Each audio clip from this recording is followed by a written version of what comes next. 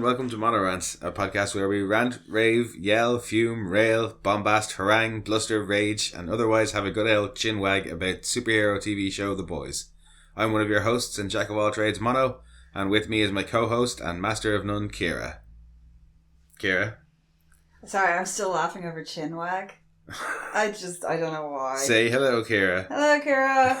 Alright, this week we're discussing Season 1, Episode 7, The Self-Preservation Society. And as we always do, we'll be talking comics and referencing ahead in the show, so spoilers ahead. IMDb has provided once again, Kira, and we have summaries back. Oh, did they? Yeah, just that 1 week they decided to take off, apparently. Okay. So, this week, never trust a washed-up soup. The boys learned this lesson the hard way. Meanwhile, Homelander digs into his past, Starlight discovers that love hurts, and if you're ever in Sandusky, Ohio, and a girl asks if she can touch your gills, say no. Say no, for the love of God, say no. And then restraining order. Yeah, no, that's an uncomfortable scene that we will... Yeah. We'll get there. Yeah, you think that's uncomfortable. Well, I think everybody thinks that's uncomfortable. Yeah, no, you cannot appreciate just how horrible that scene is. Thankfully. Yeah. Yes. Because your junk's on the outside. Well done. Yeah, no, I'm saying thankfully, yes, I can't fully appreciate that. Yeah, no, that scene but is... But it's still very uncomfortable. That scene is about as visceral as the chest burster scene from Alien. I think it elicits that kind of response in men. Probably, yeah. Yeah. Yeah, it's a shame we can't ask Geiger about that one. Here, watch this. And he would have just been like weird. And where was he from? Was he Austrian? Swiss? Oh yes, he is Swiss. I want to say Swiss. He is Swiss, and he had like the little evil squinty eye that all good insane people should have. Okay, but we haven't even made it to, cast and crew, and we're on a tangent, so I'm going to rein us back in. Yeah. Just reel it back in a little bit. This week's director was Daniel Attias. I don't know how to pronounce it, but by God, he has quite a few credits on IMDb. He has 87 directing credits. Bugger me, really? Yeah, he's done tons of stuff. 8 episodes of like Homeland, 16 episodes of It's Always Sunny, and then he's done like Entourage, House, Lost, The Wire, Alias, Buffy, Beverly Hills 90210, Grey's Anatomy. Like, you name it, this guy seems to have done at least an episode of it. Cool. And then for writers, we have Craig Rosenberg, who wrote episode 4, our introduction to the female.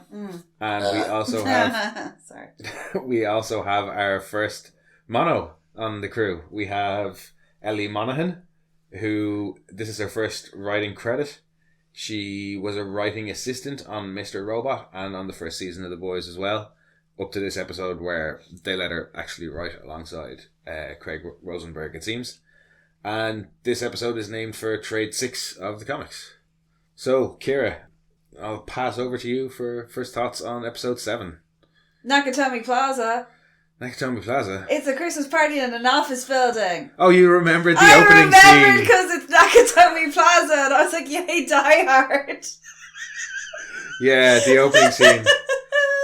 And also translucent in the Santa suit, which, like, thank God there's no fucking kids there, because that would be, scarring. Because it's just a Santa suit with the beard, and he's invisible. Yeah, a disembodied Santa suit walking around is probably not gonna... That is gonna scar some children. Yeah.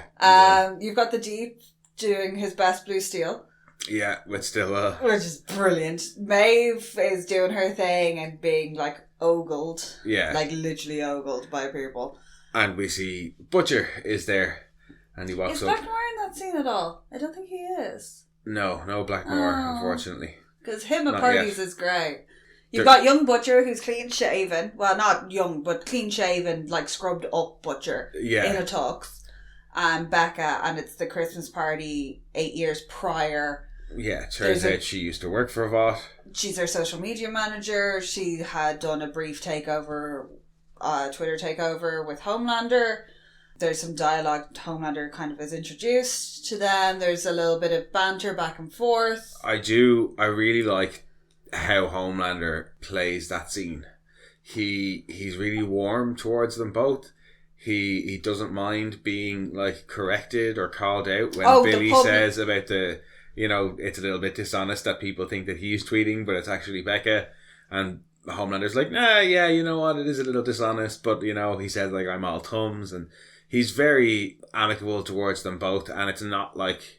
Oh, it's not a Homelander we've seen before. It's the full, like, public persona is in place because he's making these, like, quips, like, about how his dad used to say, like a saying his dad used to make, which obviously, never happened. It doesn't feel fake, like when he does the, you guys are the real heroes, you know, that feels staged and performed. I felt that in that scene.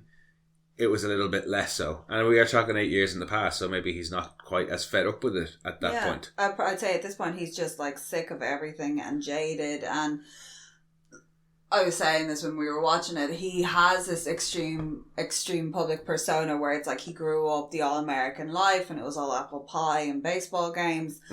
But to constantly maintain that facade and be throwing out these little quips about, you know, parents that he didn't have. We've seen in flashbacks he grew up in a locked facility. Yeah. Being observed through a window. So to be constantly kind of reminded and having to do these little quips and things like that, that would eat at you and just become really jaded. And I think as well, Stillwell is there. She's still doing her thing, but you've got to wonder in the 8 years how much has she stoked his ego to the point where he is like, when he now believes that he's the Homelander and he can do whatever the fuck he wants. Yeah, it's interesting because this episode very much deals with a lot of Homelander's past.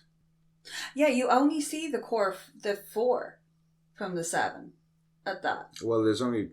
You've got Homelander, Maeve, Translucent, and the Deep. Yeah, well, we don't know when A-Train joined. Yeah, Lamplighter has only been mentioned in passing. And... Blackmore. Oh yeah, we just don't see Blackmore. Presumably he's off somewhere bullying a piano player. Well, we get that the next episode. Yeah, no, it is. It's interesting because we seem to get a lot more inside Homelander in this episode. Like when he goes to see Vogelbaum later on in the episode, he asks around a little bit about Becca because he puts together that, because then after the credits it cuts to Homelander looking at the pictures of the boys from Mesmer's the phone that Mesmer has given him, and they ID all of them, and that's when he's connecting the dots that this is William Butcher, who he met, that was married to this former social media manager who just vanished, and he's starting to kind of... And you remember seeing him at the game, at the race, staring at him. Puts 2 and 2 together, basically goes, weird shit's been happening to the 7 lately that isn't good. Translucent's been killed, and all of a sudden, hang on, here's this guy who was the husband of a lady that I raped 8 years ago. That's as we find out across the course of this episode. Yeah, well, Butcher believes that. And she was raped. It's confirmed by Mallory, and it's confirmed at least that they had sex by Vogelbaum when he says that she's pregnant. Yeah. Or she was pregnant. But the whole crux of it is by them going to see Mesmer, they have now all been identified. They've all been burnt. Yeah. And the big rush for them now is trying to get in and save their loved ones. You've got Homelander calling a meeting of the 7. At this point, the Deep has been like fucked off. He shunted off to Sandusky, Ohio. So you've got the other 5 arriving for this meeting. I love the fact that A-Train walks in. Homelander's like fucking hiding behind the door, like a child. To do the big, oh, you're there. Put the hand on the back of his neck. Yeah. To make this big revelation of this is the person that Starlight's been seeing, and then it zooms out and it's the shot of him meeting A-Train when A-Train apologized for running through Robin. Yeah. And you start to see all the threads coming together, but then as he's like, oh, he also killed Translucent, and he's not been acting alone, he's been with all of these guys here, and A-Train's starting to put together threads of, oh yeah, he was here and he was there and I've seen that guy. Annie's being accused of being a double agent, like an inside source for them. She's fucking losing her mind because the guy that she thinks is one thing she's now being told by these people who have like insane surveillance and access to all of this like government files and police files and things like that, that he's actually an extremely dangerous individual. So not only has her faith in being a superhero been shaken, her faith in her faith been shaken, now the one person she thought she could depend on, being Huey, has turned out to be lying to her face the whole time. So she's just devastated by every single by this whole turn of events. Take a breath. I know. Sorry, I got on one. Yeah, just a tad. No, that meeting scene is just... So much happens in that scene. I love the opening of that. I love how Anthony Starr plays that scene. He's got the friendly menacing thing going on again. Not you, Black Noir. You've been great. Oh yeah, and there's obviously and then Black Noir's just there, like in the pose, the power pose, watching it all go down. The scene that launched 1,000 memes. Yeah, that's brilliant. Sloppy and downright. I can't remember exactly how he phrases it, but yeah, it's just genius. And then not you, Nor. Not you, Nor. But the little look at Nathan... I've forgotten the guy. Nathan Mitchell? He is amazing. He does not get enough credit because he, like that... I was saying this before, that mask has no facial expression. I know that humans are, like, our brains are designed to put expressions on things, and when we see a face, we make a judgment call of what expression that face is making. That mask looks really angry, but the way he, like, when he's congratulated and he cocks his head, it's like, oh yeah, I did good. And it's just, I just think he deserves a round of applause for being able to convey that, especially, like, it's not even like his prosthetics, it's like, it's a featureless morph suit that he's wearing. You don't even see any kind of, like, underneath that, the black hard plastic mask piece. Yeah. There's not really any other defining features. There's no eyes, because they're like soulless pits. Yeah, like Karen Fukuhara has... Okay, she has a lot more emotional scenes to deal with. But at least she has her face to convey emotion. She has eyebrows and shit. Black Noir has Nathan Mitchell has none of that. Like, he's literally just got body language to try and portray whatever it is he's trying to get across. And he does a fantastic job. But no, I love Homelanders. Just the way he kind of flicks back and forth between this kind of, lighthearted tone of voice, and then when Annie's like, whoa, kind of like, I didn't do anything, and is holding her hands up in kind of a pleading thing, and he's just like, get those hands down, Missy. Oh, yeah. The way he switches. And he goes straight to laser eyes, which we all know never ends well when he uses laser eyes. And a thought occurred to me as we were watching it, again, having watched forward, probably informed this thought, but the first time we watched through this, and when Maeve steps in and kind of stands up for Starlight, I was like, is it just that she sees kind of a younger version of herself in Starlight? Is that why she stands up? But when we were watching it today, I was thinking, is it just that? Or is she also potentially seeing a benefit for herself here? That either, okay, Starlight is absolutely genuine and has no idea about Huey, in which case she doesn't deserve this, so I will step in and help her. Or maybe she does know something. Maybe she does have some shit on. Is this her way out? Yeah, is this her kind of hedging her bets and seeing she might have a way out there? She does kind of play both sides. Yeah, what happens in season 2, without going into any detail, I could see that possibly being one of the reasons that she just step in on Starlight's behalf. Yeah. I mean, it works if it is just because, she reminds me of me when I was younger. Yeah, and also the fact that Homelander remarks that it's the first time that Maeve's given a shit about anything. Exactly, yeah. And she's like, look, Maeve's like, look, she didn't know anything. She was, the only thing she's guilty of is being fucking stupid and falling for the wrong person. Yeah. How many of us in our lives can say we haven't done that? Yeah. Or, and I kind of get the feeling that she's talking about her relationship with Homelander as well. Yeah, definitely. And you see as well a little bit of Homelander's utter disdain for non-soups when he's kind of ranting at Annie, and he's like, you consort with these fucking mud people, as he calls us. Yes. That just shows you just how little he thinks, that they're just... Oh, he 100% thinks savages. He's better than... In fairness, like, once you meet Vogelbaum, you're like, oh, right, you might be a little bit of a Nazi. Vogelbaum. I just have any sort of German scientist of that ilk that's like a little bit sinister. You kind of got to go, did you come over an Operation Paperclip? Well, it's interesting that Vogelbaum here in the show seems to be just the scientist who was responsible for kind of overseeing Project Homelander. Yeah. That's what it comes across as. In the comics, Vogelbaum is a Nazi scientist who invented a super soldier serum. Yeah. And comes over to the Allied side just before World War II starts, I think. In the show, we get Vogelbaum, as we've seen in this episode, and as I just discussed, as kind of overseer of Project Homelander. And we get another character who represents the other kind of aspect of Vogelbaum from the comics in season 2. Yeah. But Vogelbaum in this episode, played by John Doman. Oh my god. He's fantastic. And I want to kidnap him and keep him in my house. Oh, he's a fantastic actor. But it's the first time we see somebody address Homelander as John. And he says he's been called Homelander for so long as well. He's mentioned in earlier episodes to Annie about how he doesn't bother with the secret identity anymore. But I found it telling, especially as the scene wears on and we see that Vogelbaum has clearly got regrets about how Homelander was raised, that he still chooses to call him John. Oh, when he makes the comment about how he leaves his dogs with their mother because they need a mother.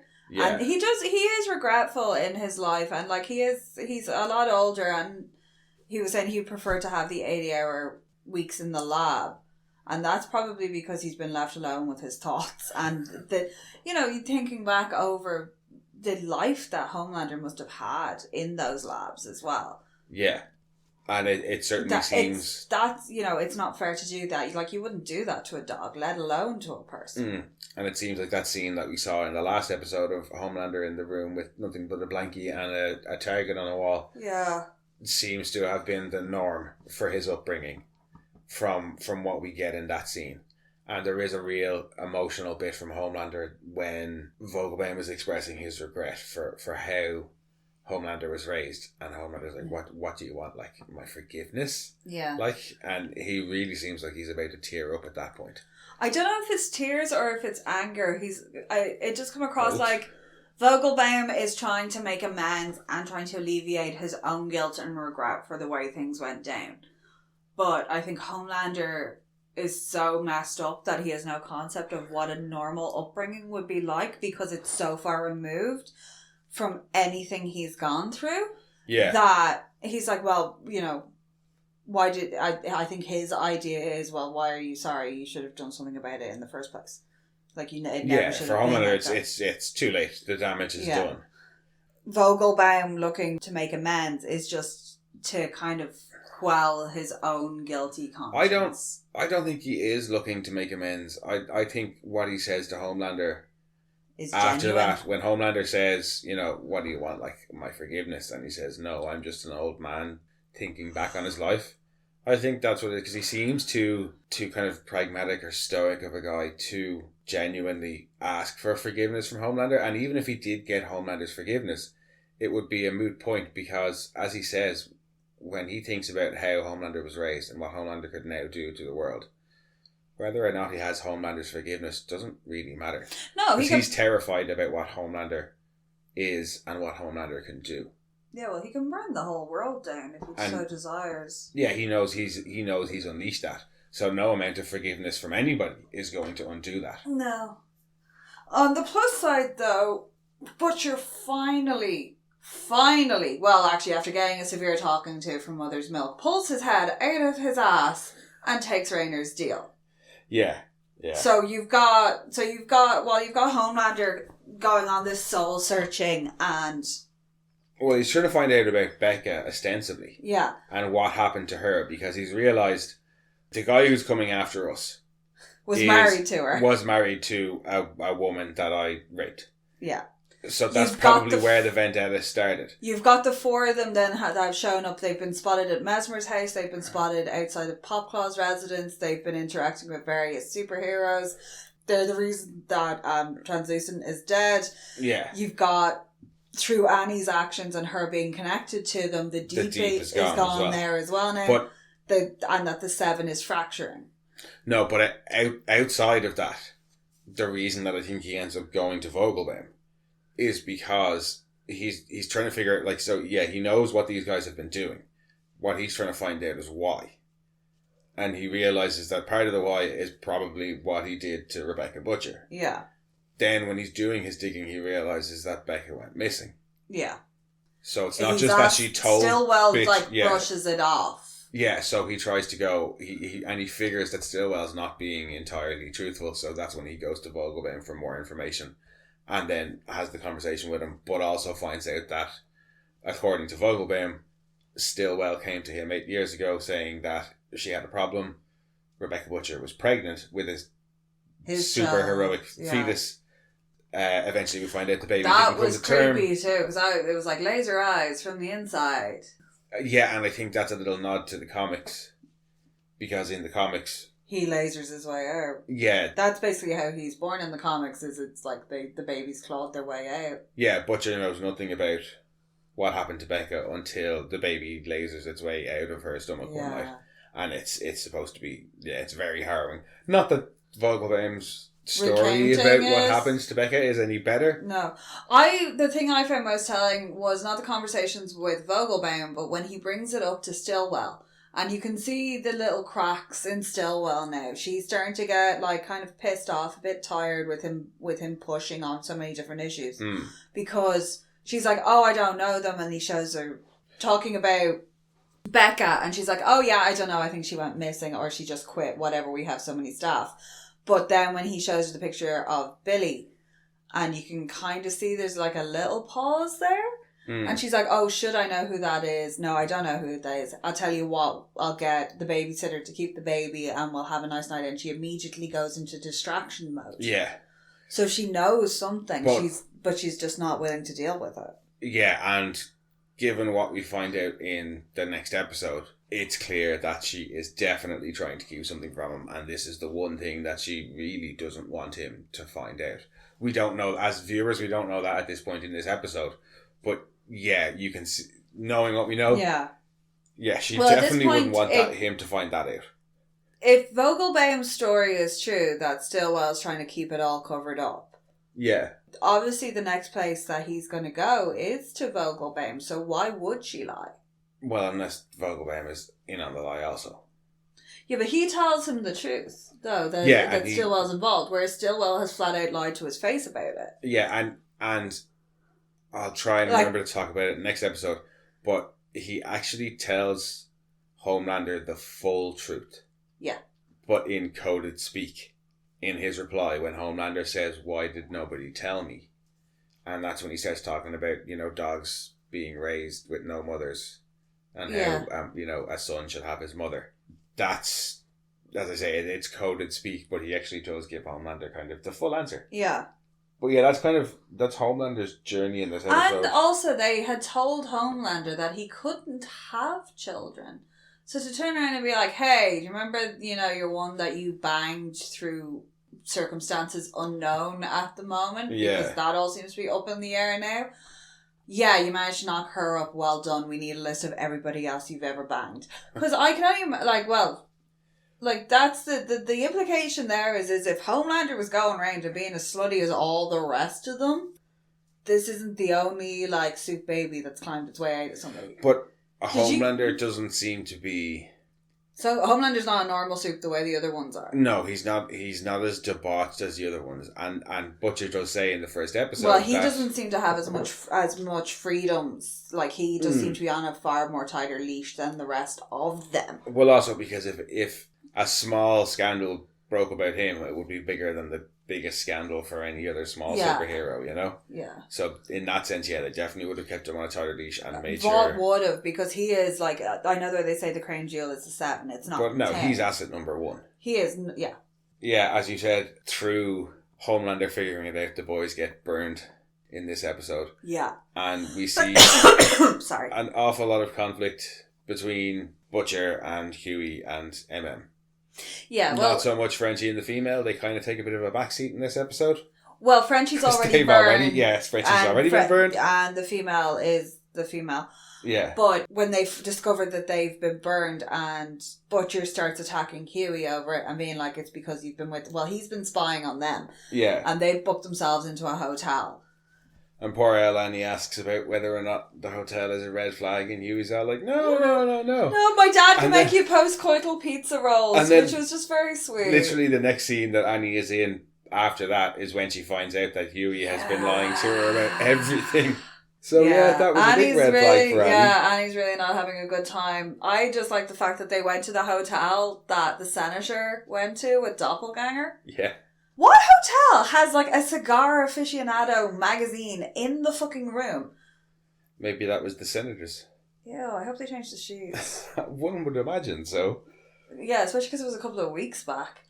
When Huey and Billy are having it out over Annie. Him seeing, Annie and him kind of wanting to step down, he really kind of grows a pair. Yeah. When he has a go at Butcher and tells him, what better to be loyal to a dead wife or a dead woman who doesn't know or doesn't care.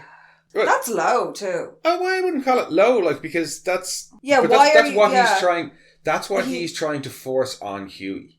Yeah, he's to you're... Yeah. Huey's legitimately moving on with his life, and he's already had the validation of people who knew Robin saying this is what she would want. She wouldn't want you to wallow. And he's listening to that and responding and moving and growing in a healthy, somewhat healthy way. He's also blowing up people. But now that fight for him is about the larger thing. Yeah. Like when he's trying to step back and quit, he's saying, what's going on is horrible and somebody, you guys definitely need to fight it. So he knows that's what the fight is. The fight isn't about him getting revenge for Robin anymore. The fight is about taking down Vought. Whereas the fight for Butcher very much is about... Yeah, the fight for Butcher is about taking down Homelander. And if Vought go down in the process... He did to us, yeah. Or Vought is the easiest target through which he can take down Homelander. Yeah. But Mother's Milk, I'm interested to see what Mother's Milk's motivation for doing this is, because you've kind of gotten it for some of the others. No, I do enjoy when they're fighting and he's attacking Huey for shacking up with Annie and saying it's all her fault and she shot them. The fact that Mother's Milk steps in and goes, no, she's never seen my face. Yeah. This is something else. And that's when Butcher twigs that it was Mesmer. Yeah. And then he's all sorts of pissed off at them. And they're obviously, their main concern now is getting their loved ones to safety. Cue Huey's phone ringing. Oh, well, that's a bit earlier. That's how they realise they're burned. Burned, yeah. Is when Huey's phone We're ringing. all over the place this episode. Like, we're hopping back and forth like fucking lunatics. Yeah, it's fine. It's what we want to talk about. It's in the title. Yeah, that he picks up the phone and it's A-Train with his dad threatening him and being like, oh, you're the one who was at Popcaw's apartment, you've done this, you've done that. Yeah. So everything, all the threads and all these little storylines are slowly coming together. Yeah, no, it is. You're starting to see the bigger picture and how it's all connected, and that everybody, all the players are starting to realise as well now how it's all connected. Except for the Deep, who's trying to write deeper a memoir. That's brilliant. What I love when he opens up his laptop. There's only 2 things on it. One of them is porn. Oh yeah, is it? I think it's like a link to Pornhub. Probably is, but when he opens his memoir and stares at the blank page, he's already got the title written, so it's not even like he came up with that there. He just opens it and stares at the blank page. With the exception of the Deep, who's like in Ohio, and we'll talk about him later and what happens to him. The 2 main factions now are fully aware of each other.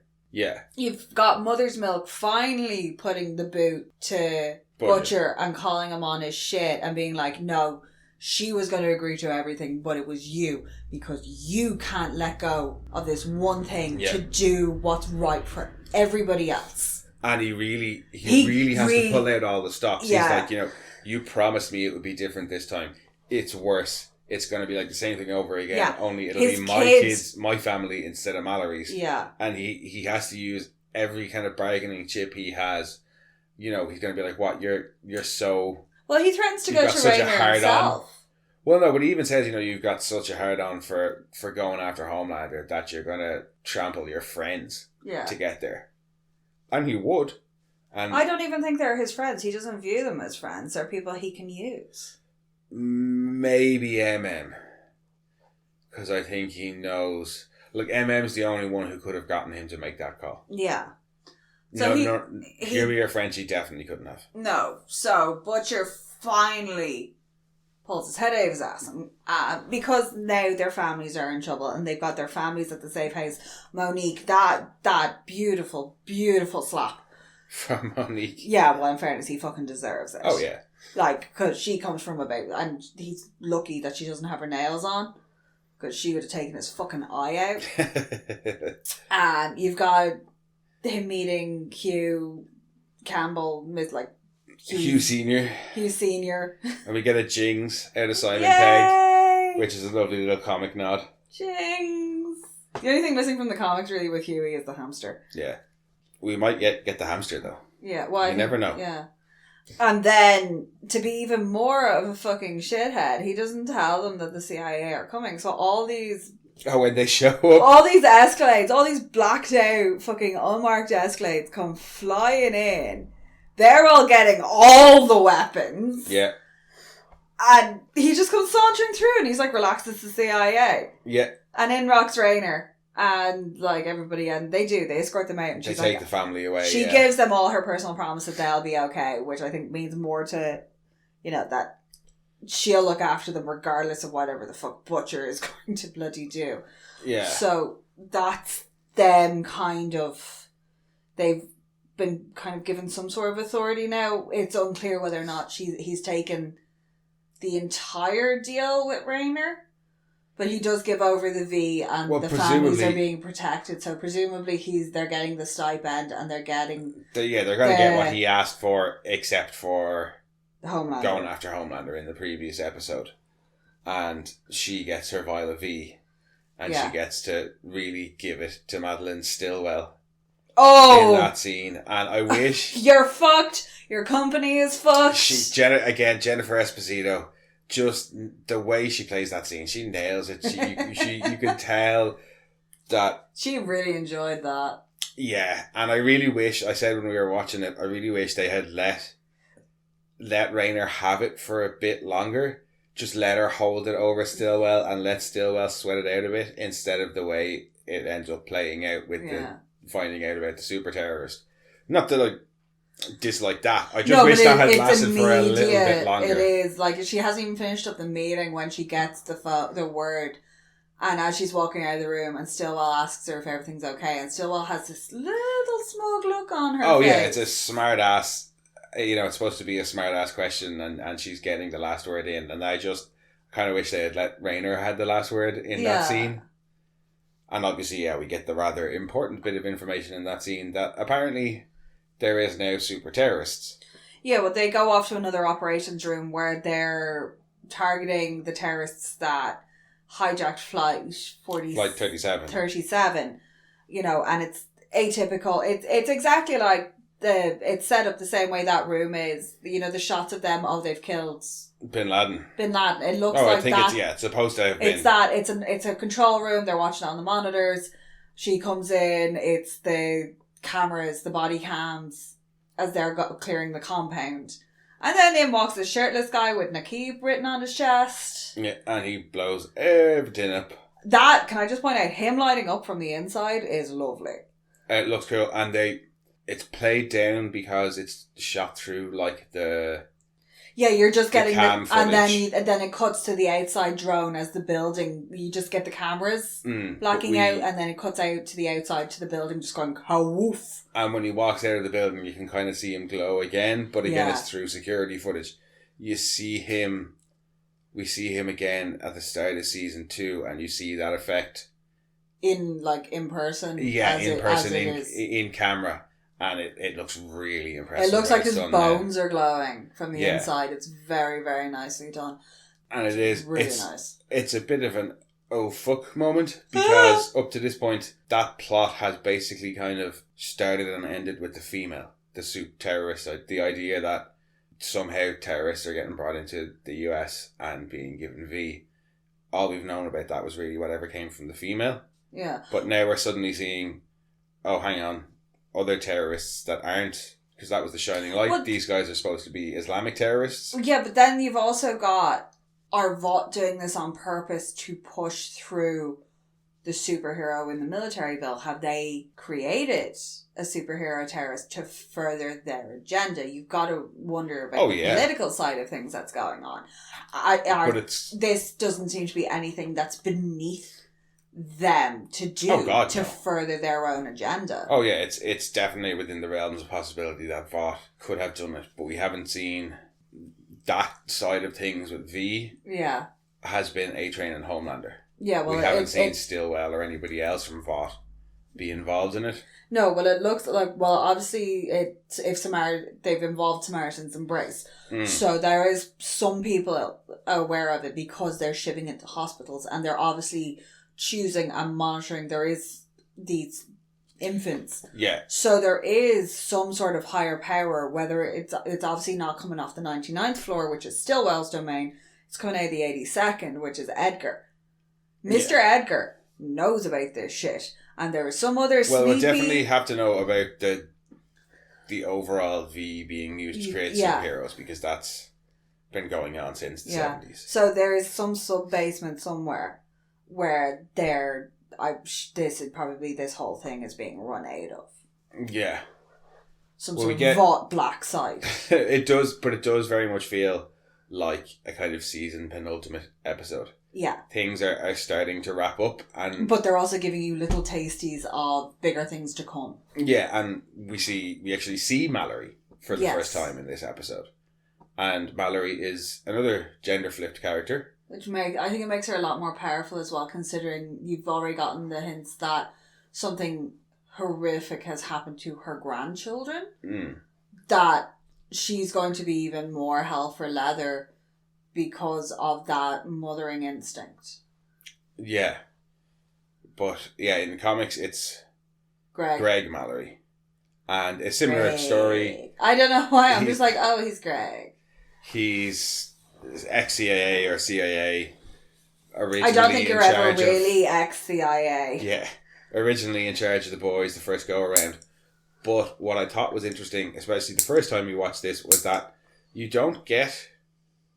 In the comics, you never so much as even see Mallory. His name was only ever mentioned in hushed tones in the comics. Yeah. Until literally past the halfway mark in the entire run of the series. And he's just in a trench coat and like glasses and is very nondescript. He looks like he's a proper spook. Like he's... Oh yeah. He's everyman. But he's this presence that's spoken about in hushed tones. Spoke about? Yeah, I know. You can talk. I know, I couldn't talk earlier. He's spoken about in these hushed tones for so long in the comics that I didn't think that we'd get Mallory this early in the show. No, but I even think, if it is through a flashback. I think in the comic books though, he's built up so much that when he arrives, it's like when you finally get to meet him, it's really anticlimactic. It is. Whereas being introduced to Mallory and seeing these little... This is how it started. She's used the same tactic on Billy that Billy's used on Hugh, and you're like, oh, that's where it's come from. Oh yeah. You know, I think that's nice because it's also informing you of the type of person that Mallory is. That she's not above stooping. Yeah, she's not above using people, emotionally manipulating people to further her own goals. So Butcher didn't pick it up off the floor. Like. No. No. That's what we see. You're starting to see is this. Because up until this point, he seemed to be kind of a reasonable human being. Anytime you've seen him with Becca, he seems to be a normal, reasonable human being. The second Becca goes missing and she's exploiting him and manipulating his emotions, and then she shows him that horrific camera footage. But even, that was what I thought was, one of the things I picked up on was even for his pure hatred of Soups, up to this point is all we've seen. When Mallory says... This is footage from Vought. She's going into Homelander's office. And then says they were alone for 3 hours and shows her leaving, looking all disheveled, and then tells him, we think Homelander raped Becca. He still goes, Homelander? But he's a fucking Soup. Yeah. You know, so this wasn't, he didn't always have this, like, distrust or hatred of them, and it was magnified by what happened to Becca. He pretty much...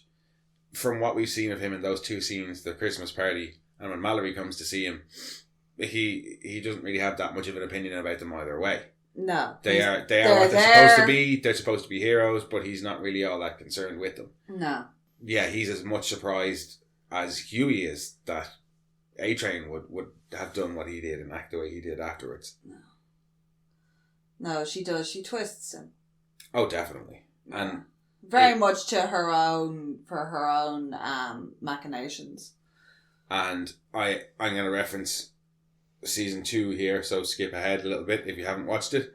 Put your fingers in your ears and go la la la la la la la. Yeah, that'll do. We see Mallory a lot more in the next episode and throughout season 2, and I'm really interested in seeing how they play it out with season 3, because Butcher and Mallory never interact in the comics. No. And you see flashbacks of them interacting. He has more interaction with Rayner. Yeah, but she's his point of contact. Yeah, but the dynamic that Mallory and Butcher have in the show is completely different. I don't think they'd be able to pull it off the way they did if they hadn't gender flipped her. No. Yeah, I'm just really excited to see how they go. She's an interesting character. She's a very interesting character because there wasn't a lot it was these hushed tones used to describe the character in the comic books, but you don't get much more backstory. You don't know why they started the boys, why they were doing this, other than that their whole thing is to take down or to monitor superheroes. Yeah. What's Mallory getting out of this? What's Mallory's motivation? You don't get a lot of that. That the boys' motivation, a lot of it is what happens to Mallory's grandchildren, but what happens to Mallory's grandchildren is what gets the operation shut down in the first place. Yeah. So what got her started? Yeah. Yeah. And so that's very interesting. And then what her ultimate agenda is. And in the comics, his reason for starting the boys is really not at all what you would think it would be. I'm not going to go into it because it's complicated for starters. It's not at all what you think it would be, and I'll be really interested to see if they take that line with Mallory in the show. Yeah, but it's strange. It's an interesting development, and while they are sticking to major plot points from the comic books, they are giving these characters a chance to breathe and have a life of their own outside of the storyline. Oh yeah, well, at this point in the season, they've already diverged so far from the comics that it's its own beast. Mm. Even the first time we watched it, after the first kind of episode or two, we knew, okay, look, they're taking the spirit of the comics, they're taking plot elements and obviously characterizations, and they're going to be true to the spirit of the comic. Yeah, but they've built this whole world that's its own thing. And they've done what Zack Snyder has been trying desperately to do for years, which is take the right amount of source material and grow on it. Yeah, I find it interesting that I was suggesting that maybe we review some of the DC animated films, or maybe something like Titans when we finish the show, and your response when we finish doing The Boys. And your response was, oh no, I don't want to get attacked by DC fanboys. But yet here you are actively attacking and insulting Zack Snyder of all people. I'm not insulting him. I do enjoy it. I always think his movies are visually stunning. The man can do opening sequences, his credit sequences. The one for Watchmen is stupidly good. Oh yeah. 300 was beautiful looking. I just think he's so much of a fan, he doesn't know when to pull back. I know, I'm just winding you up. I know you are. But whereas these guys clearly love the source material, but they also have in the back of their mind that this is targeted at people who may not have read the comic books. Well, I did, and I think. But it's also the perfect storm of there's so much superhero buzz at the moment because you had the MCU, you had the Justice League stuff coming out, superheroes are big news, and to have something that's the antithesis of all this family-friendly fun. And that's the other thing, is in the comics, they're taking aim at, the comics at large are taking aim at DC Comics and Marvel Comics and superhero comics of the day. Yeah. The show at large is taking aim at corporate America, hero worship, celebrity idolization, and obviously then superhero genre. Yeah, but they are taking the piss out of the superhero genre. They They have to. It's part of it. But yeah, they've managed to broaden it as well and make those things and take things that have become relevant. They do bring in racist issues. Season 2 we get a lot of like racism, white nationalism. Yeah, sexism going on. Well, we've had that this season. Yeah, but they were also bringing those in and making it so it is it feels current and relevant, and it could be any point of the last 10 years. Yeah, definitely. And that's a very special thing. Yeah. No, I think they wanted to stay true to the comics, but they didn't want to be limited by them either, and they tread that line amazingly well. Yeah. Any other kind of highlights of this episode for you? Highlights of this episode. So you've got everything going to shit. You've got Huey repeatedly ringing Annie, and then we get when she finally picks up, he's like, "Annie, are you okay?" Yeah. And she goes they meet up in the park, and she tries to arrest him and bring him to the cops. And she gets shot in the chest by Butcher with a .50 cal. Twice. And it does, it launches her across the park, but that's about all it does. Yeah, it doesn't do much more damage to her than that, no. Which is impressive. Yeah, she can take a pummeling. That's good to know. That's impressive. You've got a lovely moment between her and Maeve, actually. Oh, where there's a lovely nod to the comics as well. Oh, yeah, can you make me a martini? Yeah. But you've got Maeve talking about their weakness, and that the reason Huey's her weakness, essentially, is what she's saying, is that when we love somebody, that person is our soft spot. Mm. She is giving her advice, and you can see she is warming up to her, because she's like, she sees what she's trying to do. She is standing up to Vought and trying to be her own thing and keep her own identity and not get swallowed by the machine. Yeah. And I think Maeve respects that as well, because in the short time she's been there, she's already shaken up the place quite a lot. Yeah, definitely. And I think Maeve is finally getting to see, well, if she can go out and she can live her life outside of this, maybe there's hope that Maeve can too, and have a life outside of this and have a relationship. She says that she was with somebody and they were going to leave and go off and start a family. Yeah, presumably that would be Elena that she was talking about. But that made her weak. Yeah, so because that's something that can be used against her. Yeah, so what I kind of took for that, or what I assumed we were supposed to take from that as an audience, is kind of that's the reason why Maeve shut down and became so jaded and broke up with Elena and is the way she is now, was because at some point she decided it's better not to have these ties. Well, one would presume that Homelander got a little bit jealous because he doesn't seem to like anybody else playing with his toys, even when he's done with them. Yeah. No, that's probably part of the issue, all right. Because he did. There was when a couple of episodes prior when they're talking that when they're going to stop your man who's shooting out of the building. Yeah. That's the race episode 3. Yeah, there's a couple of little comments in there. Oh, he says about how he couldn't handle whether or her loving anybody else. Yeah. So you've got to assume that he's insane stalker X mixed with super possessive, overprotective older brother kind of vibe going on. Yeah, Homelander definitely does seem to have that. He's like, if I can't have you, no one else can. Like, he's that kind of bunny boiler. Yeah, but he also seems to be weirdly paternally protective. Yeah, of the 7 in general, he seems to think of himself as like the father figure or the big brother of the rest of them in the 7. He has some really fucked up familial issues. Like, he has a whole Oedipal thing with Stillwell. He feels like a father to the 7. And it's like, but again, he's never had these figures in his life. Yeah, he's never had a father figure beyond Vogelbaum or a mother figure beyond Stillwell. Yeah. And he's never had brothers or sisters beyond the people in the 7. He doesn't seem to have interacted with anybody until he was at least an older teenager or a young adult. So everything, he's never gone through these developmental steps like the rest of us have of being awkward and social skills and but being able to work through our emotional states. Yeah. And not confusing like love and lust and anger and all of these things. He doesn't seem to be able to have the capacity to separate his impulse control from his feelings. Yeah. But before we get drawn back into Homelander's psyche again, I want to put in my vote for MVP in this episode as Jesse Usher. Oh, puking in that bucket?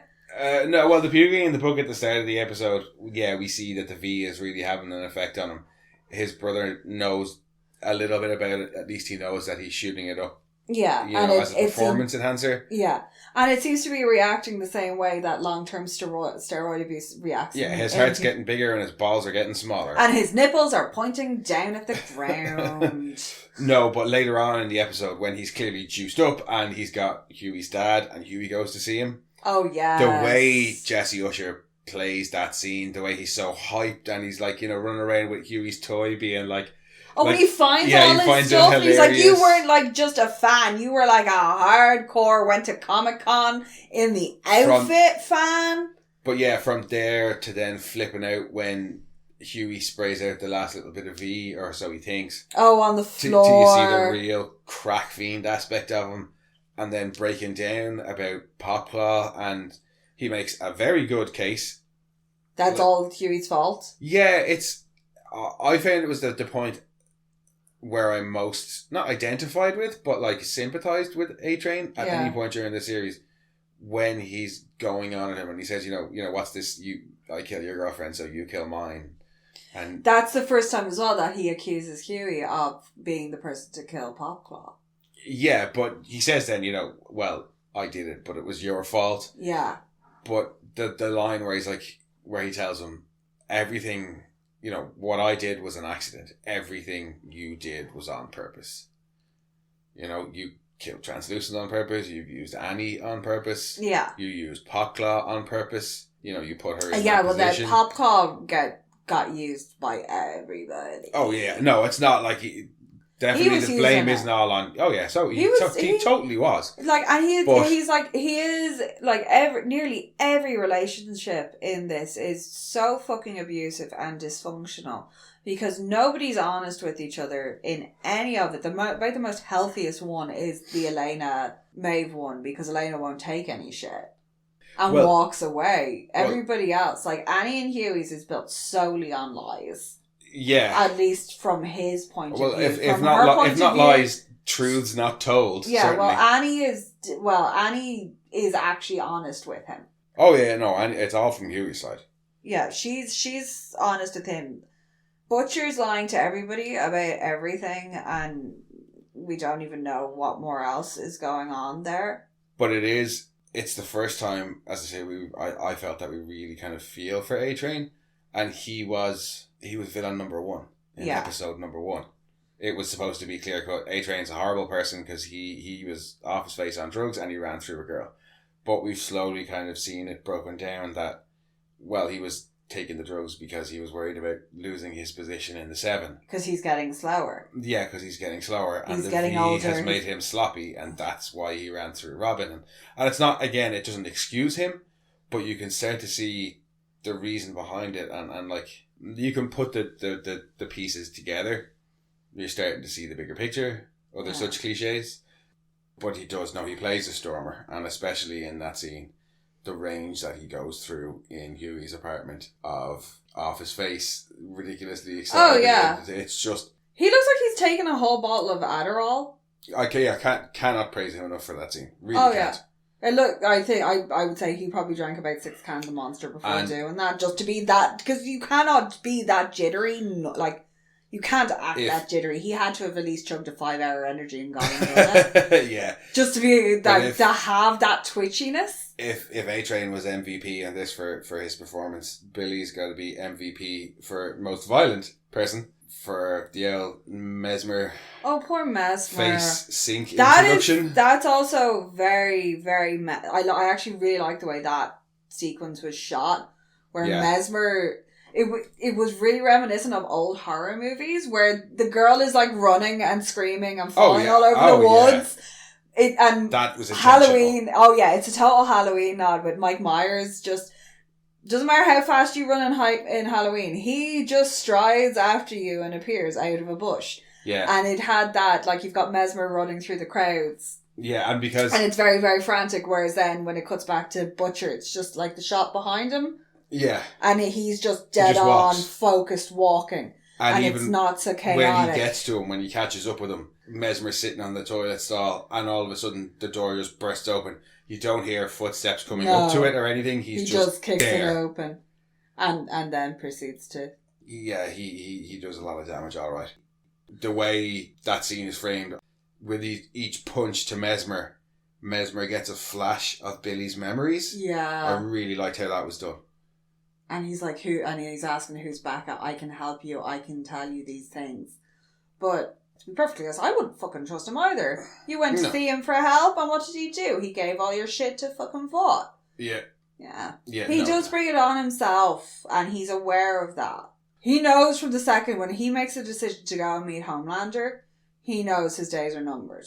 Well, if he's not taken into the fold of Vought and hidden away in the tower, he knows his days are numbered. He knows that you cannot cross these people. Yeah, well, and case in point being the fact that where Butcher finds him seems to be that same train station from episode 4. So he's on his way out.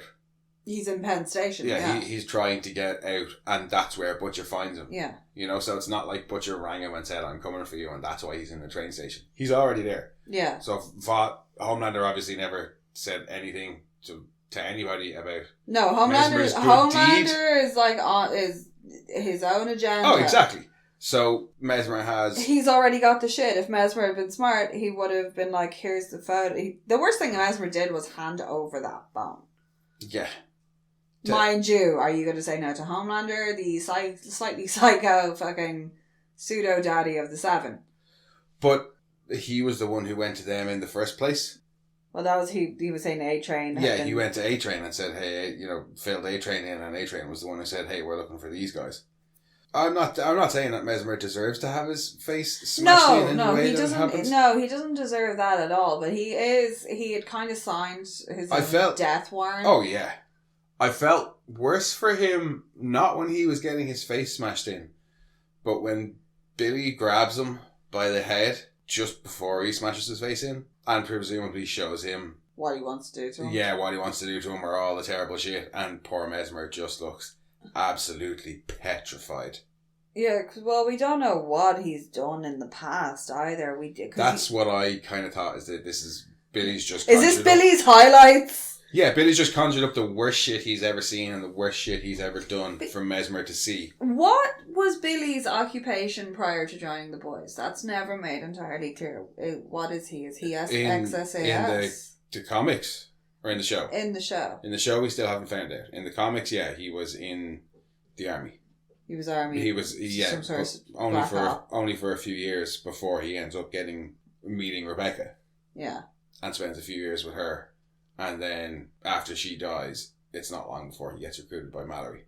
So he's only supposed to have been in the army for a few years, but he's just an unrelenting psycho.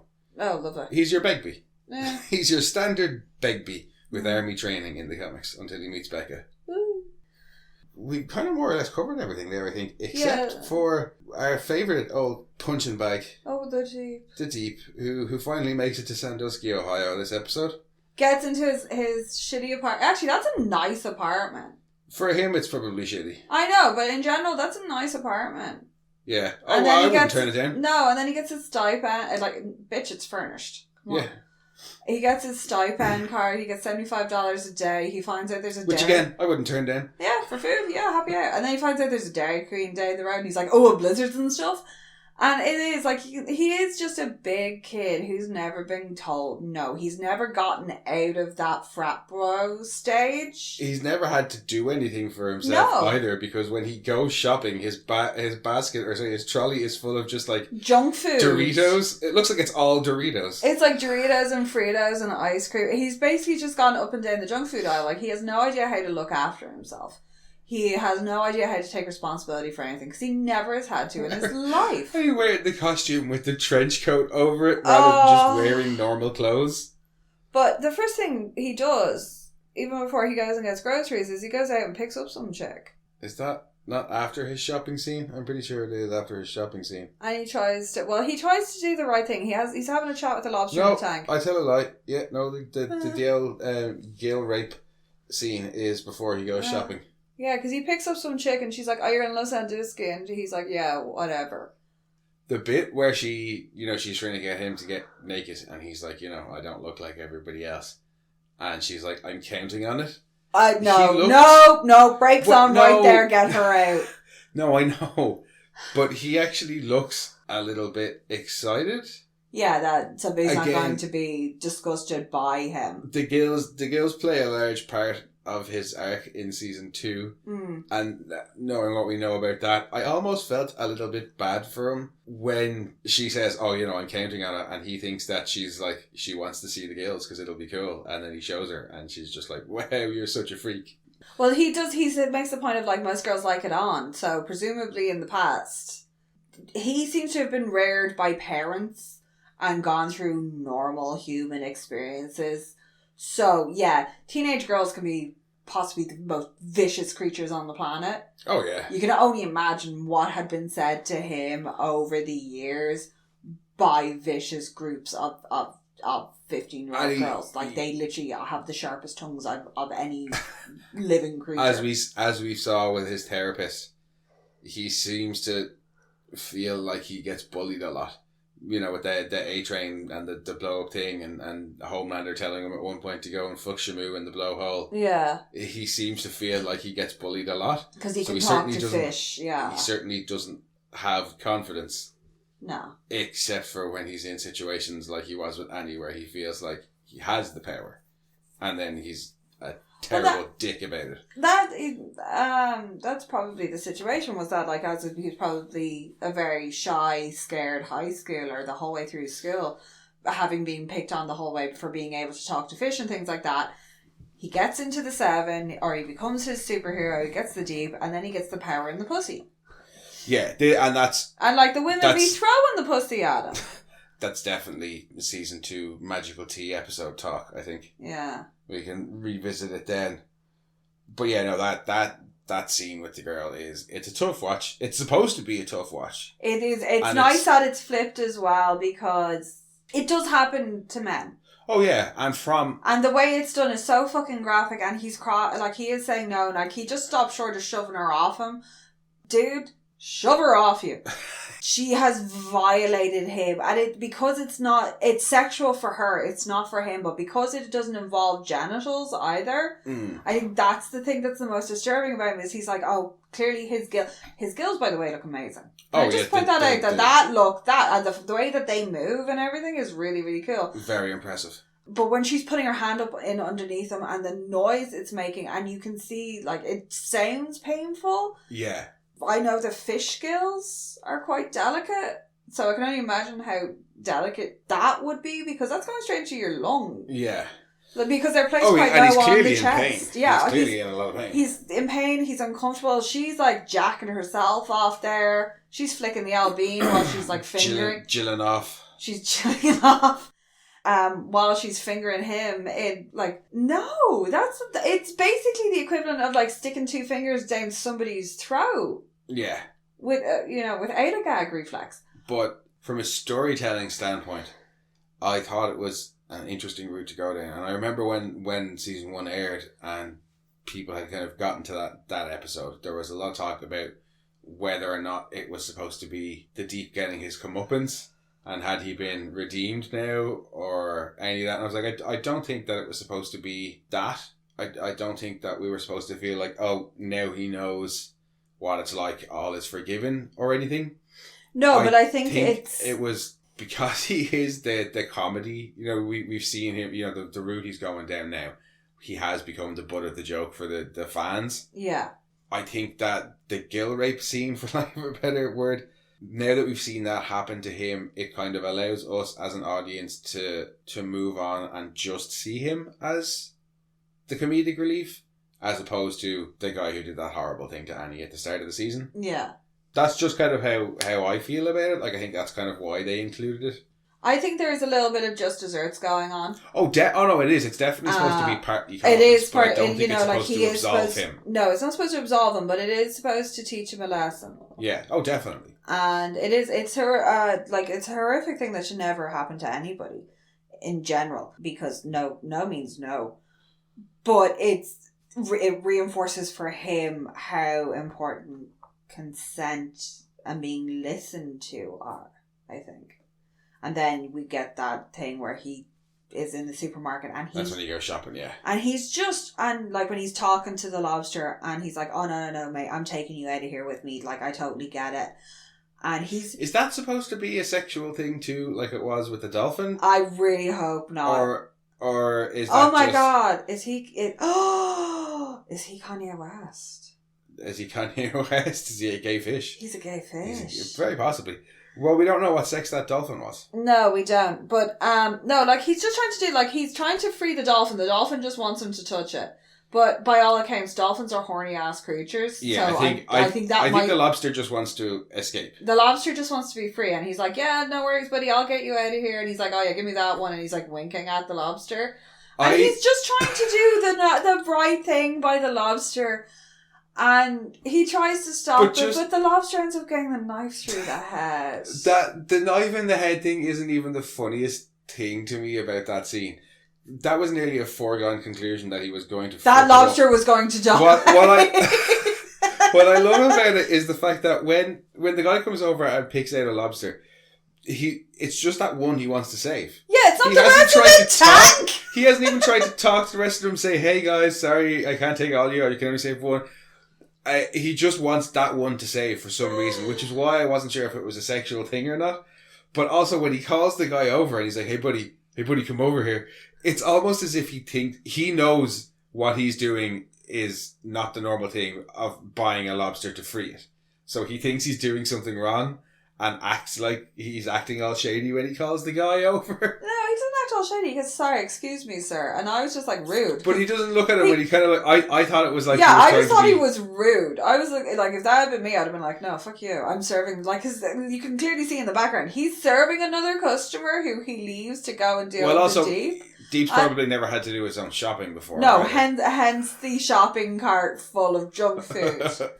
But the poor lobster scene. Just everything about that scene was fucking every time he tries to do the right thing and save something, it just goes horribly wrong. Yeah, we've only seen it twice. Horribly wrong.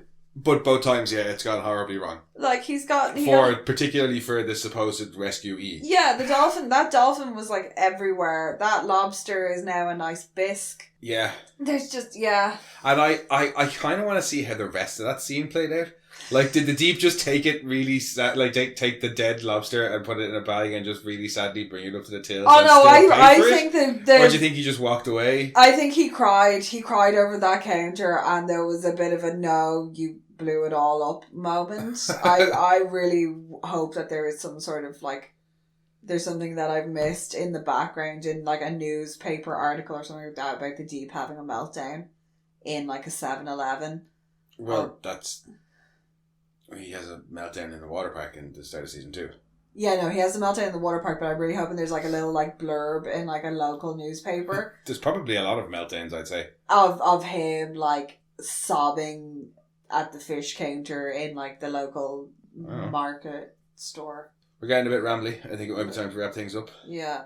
And we've covered everything at this point, from start to finish. Yeah. There's a lot of information. Yeah, it's definitely an information heavy episode. There's very little action beyond the A-train scene.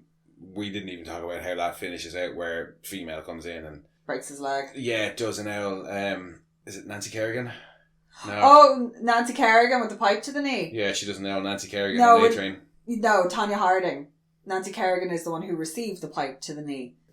The only action we get are the female as Tanya and Mesmer's face smashing. Head evacuating. There's not really anything else. I suppose the bit with Nikib as well. Yeah, but you don't see really anything of that. And apart from that, we get exposed to an awful lot of new information and old information that is coming to light in this episode. Yeah. And it doesn't feel like things are getting wrapped up, but it definitely feels like things are coming to a head. Threads are starting to intermingle. Yeah, well, they're coming to a head in so much that the 5 most powerful superheroes on the planet are aware of the 4 people actively trying to fuck them up.